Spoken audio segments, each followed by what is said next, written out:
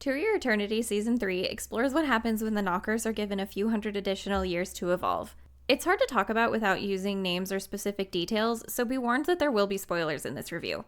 There was a tiny recap at the start to get you situated, but unlike previous seasons where we would move to new locations and develop a relationship with a new set of people every handful of episodes, this season stays in one place and deals with the troubles of the same set of characters the whole time. I understand that the purpose of this was so that Fushi and his friends could all be together again and work through what life would look like with the possibility of peaceful years in front of them, but I think that this format was to this season's detriment.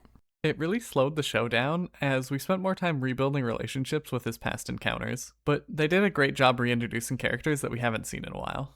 The reason why the previous seasons were so impactful was the amount of care and connection that they could instill in you with a character within such a short amount of time, and then wrench them away from you in a heartbreaking death. I remember there would be characters that I did not like when they first got introduced, and then by the time that their end would come, I found myself crying over their loss. But there were no tears this season. In fact, there were two characters that maintained their heightened level of annoyance the entire time, to the point that it diminished my enjoyment of the show. Yuki was so loud and hyper and in the way equally as much as he would facilitate or help things. I liked the use of his position as vice president of the occult club, and how accepting he was with everything that Fushi would do.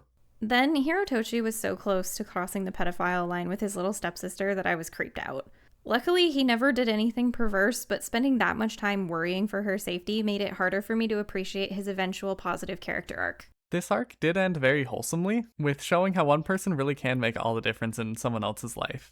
And that person isn't always your parents. At times, it felt like it echoed Mizuha's progression, but with a very different outcome.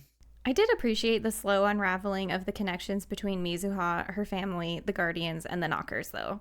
It was interesting that they found a way to expand on the topic of mortality even further than they already had by having the Knockers seek out human hosts that had lost their desire to live. The show has always been good at reflecting on the meaning of life and legacies and asking metaphysical questions, which is still a key component that we experienced here. This season was also very heavy on accepting people for who they are, not just what they are.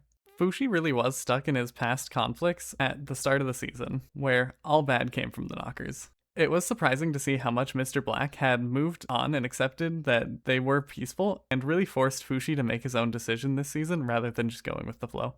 While it was still enjoyable, Season 3 was not up to the same caliber as the previous seasons, and so it was only a good 7 out of 10 for me.